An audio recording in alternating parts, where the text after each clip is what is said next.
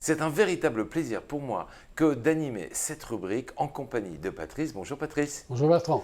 On va bientôt partir sur les plages et l'été, on aime bien lire. Et aujourd'hui, tu vas nous faire découvrir un journaliste.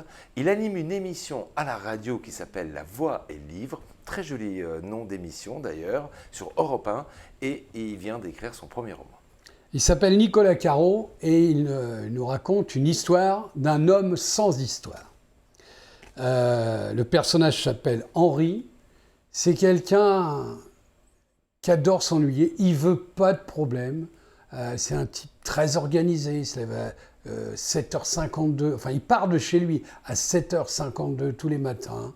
Il arrive au bureau. Enfin, c'est une vie bien cadrée. Un métronome. Un voilà, métronome.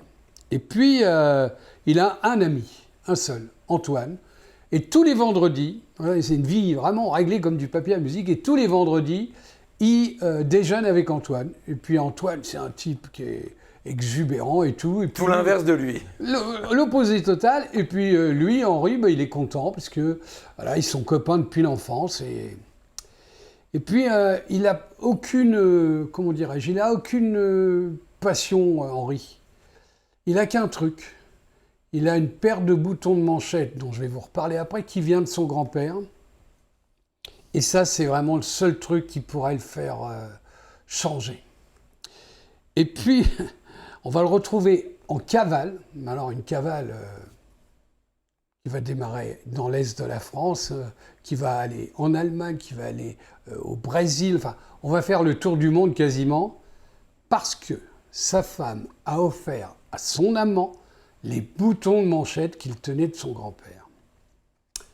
Alors ces boutons de manchette, il y tient beaucoup, d'abord parce qu'il était très proche de son grand-père, et que ils ont une grande particularité. Son grand-père faisait la guerre, 14-18, et à un moment donné, on ne sait pas bien pourquoi, mais il s'est retrouvé perdu tout seul dans un bois face à un Allemand.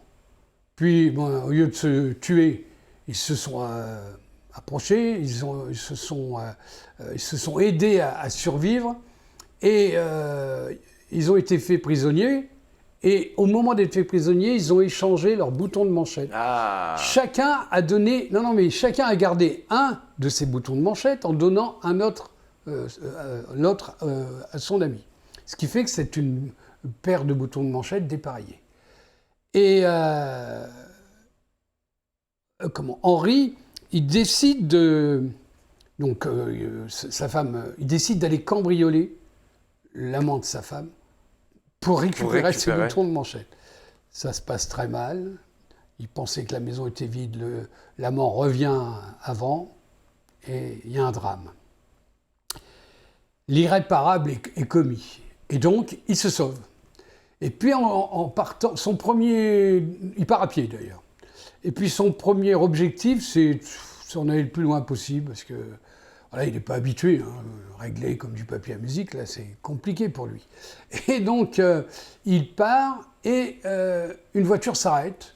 Deux farfelus, mais alors farfelus, comme il n'a jamais rencontré, lui proposent de l'emmener. Et il lui demande où il va, et lui dit « Je vais en Allemagne ».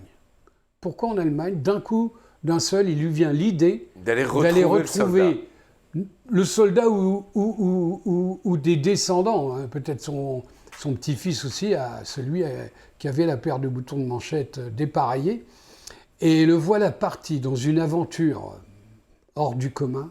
C'est bourré d'humour, c'est quelquefois rocambolesque au possible. Mais alors, c'est un roman de vacances, c'est un roman de tout le temps, mais pour les vacances, c'est vraiment un très bon roman, parce que vous allez vous amuser, vous allez voyager, et vous allez découvrir quelqu'un qui se transforme, qui n'est plus du tout régulé, qui n'est plus organisé. Et c'est un bouquin que j'ai beaucoup aimé. Et facile à lire ? Oui, bien sûr. Très accessible. Oui, c'est un bouquin très agréable. Tu nous rappelles l'édition dans laquelle on peut se procurer cet ouvrage ?